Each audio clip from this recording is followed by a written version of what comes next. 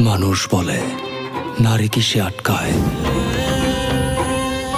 নারী বলে বাংলাদেশি সিনেমা প্রেমীদের মধ্যে নতুন করে আলোচনার ঝড় তুলেছে সদ্য মুক্তি পাওয়া রাক্ষস সিনেমার ট্রেলার। পরিচালক মেহেদী হাসান হৃদয় নির্মিত এই সিনেমার ট্রেলার প্রকাশের পর থেকেই সোশ্যাল মিডিয়ায় ব্যাপক প্রতিক্রিয়া দেখা যাচ্ছে।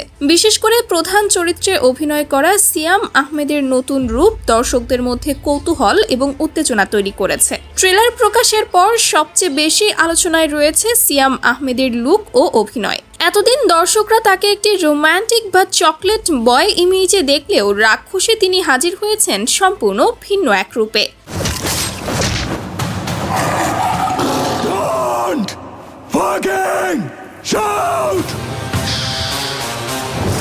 লম্বা চুল, রুক্ষ দাড়ি, চোখে তীব্র আগ্রাসী দৃষ্টি, সব মিলিয়ে তার চরিত্রটি বেশ ভয়ঙ্কর এবং শক্তিশালী বলে মনে হয়েছে।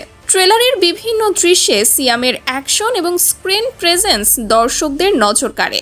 অনেক দর্শক মনে করছেন এই সিনেমার মাধ্যমে সিয়াম তার ক্যারিয়ারের এক নতুন অধ্যায়ে প্রবেশ করতে যাচ্ছেন। পরিচালক মেহেদী হাসান হৃদয়ে এর আগে তার সিনেমা বরবাদ দিয়ে দর্শকদের প্রশংসা কুড়িয়েছিলেন। সেই সাফল্যের ধারাবাহিকতায় রাক্ষসের ট্রেলারেও দেখা গেছে ভিন্ন ধরনের মেকিং স্টাইল।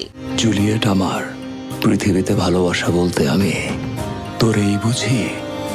তোরে ভালোবাসা আমি এমন একটা জায়গায় চলে গেছি। ট্রেলারের সিনেমাটোগ্রাফি, কালার গ্রেডিং এবং সাউন্ড ডিজাইনকে অনেকেই ইন্টারন্যাশনাল স্ট্যান্ডার্ড বলেও মন্তব্য করছেন। বিশেষ করে ট্রেলারের শেষ অংশের দ্রুতগতির অ্যাকশন এবং ডার্ক টোন পুরো সিনেমার প্রতি দর্শকদের আগ্রহ বাড়িয়ে দিয়েছে। ট্রেলার প্রকাশের পর একটি সংলাপ ইতোমধ্যেই সামাজিক যোগাযোগ মাধ্যমে ভাইরাল হয়ে গেছে। এই জিল্লু খাইয়া দে। এই সংলাপটি ঘিরে দর্শকদের মধ্যে ব্যাপক আলোচনা চলছে। অনেকেই মনে করছেন আসন্ন ঈদে এটি সিনেমার সবচেয়ে জনপ্রিয় ডায়লগ হয়ে উঠতে পারে।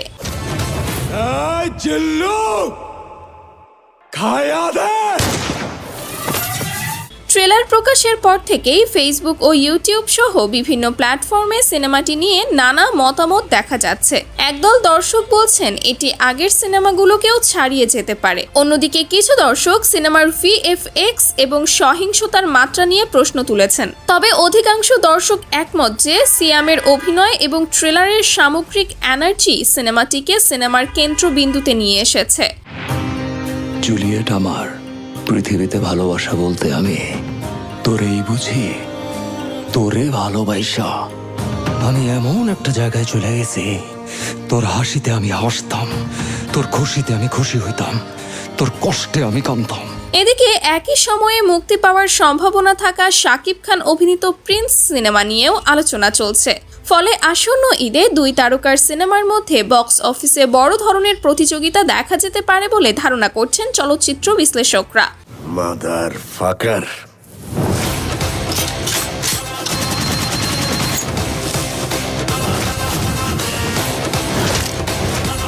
ট্রেলার দেখে ধারণা করা যাচ্ছে রাক্ষস মূলত প্রতিশোধ, আবেগ এবং রহস্যের মিশেলে তৈরি একটি অ্যাকশনধর্মী সিনেমা। সিনেমাটিতে যেমন শক্তিশালী অ্যাকশন রয়েছে, তেমনই রয়েছে একটি আবেগঘন গল্পের ইঙ্গিত। সব মিলিয়ে ট্রেলার প্রকাশের পর থেকেই দর্শকদের প্রত্যাশা অনেক বেড়ে গেছে। এখন দেখার বিষয় মুক্তির পর সিনেমাটি দর্শকদের সেই প্রত্যাশা পূরণ করতে পারে কিনা। তাহলে এখনই চ্যানেলটি সাবস্ক্রাইব করুন এবং পাশে থাকা বেল আইকনে চাপ দিন। তুই যদি ওদের বাপ হস, তাইলে আমি তোর বাপেরও বাপ। Fucking grandfather.